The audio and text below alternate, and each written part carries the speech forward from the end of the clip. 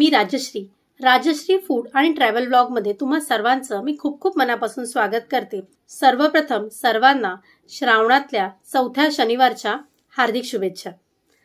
आज मी तुमच्यासाठी घेऊन आलेली आहे उपवासाची अजून एक रेसिपी। आपण जेव्हा बाजारातनं रताळी आणतो तेव्हा ती रताळी फक्त आपण उकडतो, सोलतो आणि तशीच खातो। तर आज मी रताळ्यापासून एक रेसिपी बनवलेली आहे ज्याचं नाव आहे रताळ्याचा हलवा। झटपट, स्वादिष्ट आणि पौष्टिक अशा प्रकारचा हा हलवा आहे। चला तर मग आपण जाऊया आपल्या किचन मध्ये। रताळ्याचा हलवा बनवण्यासाठी लागणारे साहित्य आहे रताळी। इथे मी पाव किलो रताळी उकडून घेतलेली आहे। तूप घेतलेला आहे। इथे साखर घेतलेली आहे। साखर मी इथे अर्धा वाटी साखर घेतलेली आहे। वेलची पावडर आहे, ही जायफळ पावडर आहे, हे मनुका आहेत, काजू आणि इथे मी बदाम, पिस्ता ह्याची एक पावडर बनवून घेतलेली आहे। चला तर मग आपण सुरुवात करूया रताळ्याचा हलवा बनवायला। इथे मी जी पाव किलो रताळी घेतलेली आहे त्याला एका कुकरच्या शिटीमध्ये शिजवून घेतलेला आहे, त्यामुळे आरामात ह्याच्यावरची साल निघते। ह्याला एकच शिटी द्यायची आहे। एक शिटीपेक्षा जास्त दिलीत ना तर हे रताळ खूप शिजलं जाईल, जे आपल्याला नकोय। आपण फक्त एकाच शिटीमध्ये हे रताळ आपण शिजवून घ्यायचं आहे आणि त्यानंतर आता ह्याच्यावरची अशी सालं काढून घ्यायची आहेत आपल्याला। बघा, ही सालं पटकन निघतंय हे अशा पद्धतीत।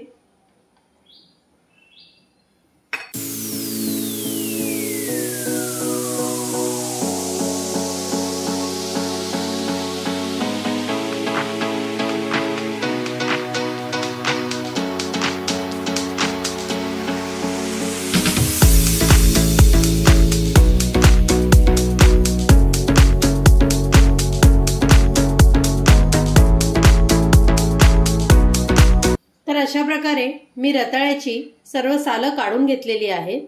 आता आपल्याला हे सर्व स्मॅशरच्या साहाय्याने स्मॅश करून घ्यायचे।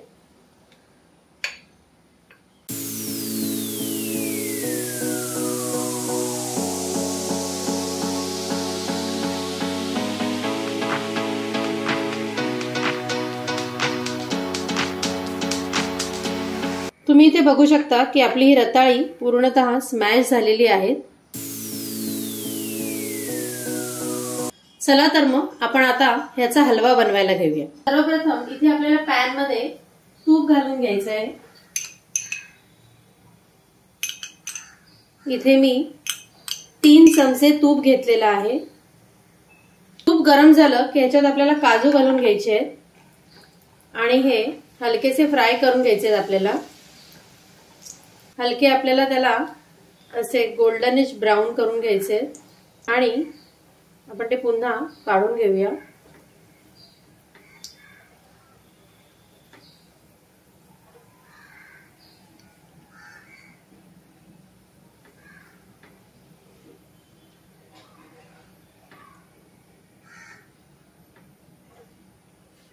आता आपण याच्यामध्ये घालून घेणार आहोत मनुका।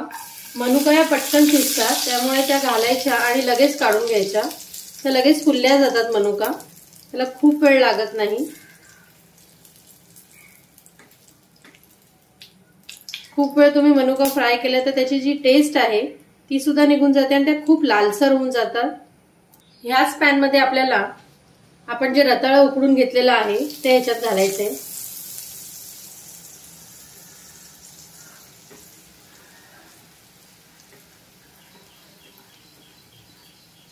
हे अशा पद्धतीत आपण हे सगळं रताळ, जे उकडलेलं रताळ आहे ते आपण याच्यात घालून घेतोय।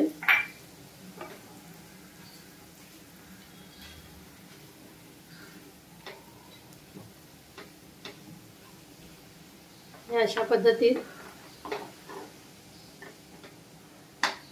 हे घालून झाल्यावरती आता ह्याच्यामध्ये आपल्याला घालायची आहे साखर। याच्यात आपण आता ही जी साखर घेतलेली आहे ती घालून घेऊया। साखर तुम्ही कमी जास्त करू शकता, कारण तुम्हाला किती गोड हवंय त्या हिशोबाने तुम्ही त्यात साखर घालून घेऊ शकता। साखर मेल्ट होणार, त्याच्यामुळे आपल्याला हे सतत ढवळत राहावं लागणार आहे आणि हे पूर्णतः कमी गॅसवरती करायचं आहे। गॅसचा जो फ्लेम आहे तो आपल्याला कमी ठेवायचा आहे, खूप फ्लेमवरती हे करायचं नाहीये। हे अशा पद्धतीत आपल्याला सतत ढवळत राहायचंय। हे असं, कारण साखर वितळते। हे कंटिन्यू आपल्याला असं ढवळत राहायचंय।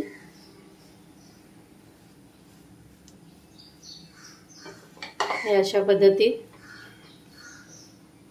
साखर वितळेपर्यंत आपल्याला हे असंच ढवळायचंय। तुम्ही इथे बघू शकता आपली साखर आता वितळलेली आहे। आता आपण यात घालणार आहोत जायफळ पावडर, थोडीशी वेलची पावडर,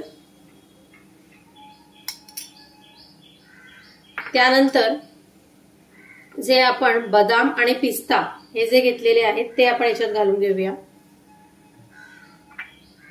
काजू जे आपण फ्राय करून घेतले आणि मनुका। आता हे सर्व एकत्र करून घेऊया। ह्या रेसिपीला खूप काही वेळ लागत नाही। तुम्ही आदल्या दिवशी सुद्धा जरी रताळी उकडून ठेवलीत आणि जरी दुसऱ्या दिवशी जरी हा हलवा बनवायला घेतलात तरी हा इन्स्टंट हलवा आहे। खूप छान लागतो हा हलवा। तुम्ही घरी नक्की ट्राय करा हा हलवा बनवायला, कारण ह्याच्यामध्ये जे काही आपण घातलेलं आहे, म्हणजे आपण ह्याच्यात जे काही काजू, बदाम, पिस्ता हे आपल्याकडे नॉर्मली अवेलेबल असतंच। सो झटपट बनणारी ही रेसिपी आहे। आपण उपासाला केळ्याचा हलवा बनवतो किंवा उपासाची जेव्हा आपण थाळी वगैरे बनवतो तर हा वेगळ्या पद्धती थोडासा रताळ्याचा हलवा आपण तुम्ही बनवू शकता। तर हा आपला रताळ्याचा हलवा तयार झालेला आहे। तर मी आता हा रताळ्याचा हलवा प्लेटिंग करायला घेते। तर हा तयार झालेला आहे आपला रताळ्याचा हलवा। झटपट असा रताळ्याचा हलवा तुम्हाला कसा वाटला हे मला कमेंट करून नक्की कळवा आणि माझ्या चॅनलला लाईक करा, शेअर करा आणि सबस्क्राईब करायला विसरू नका। Till then, bye.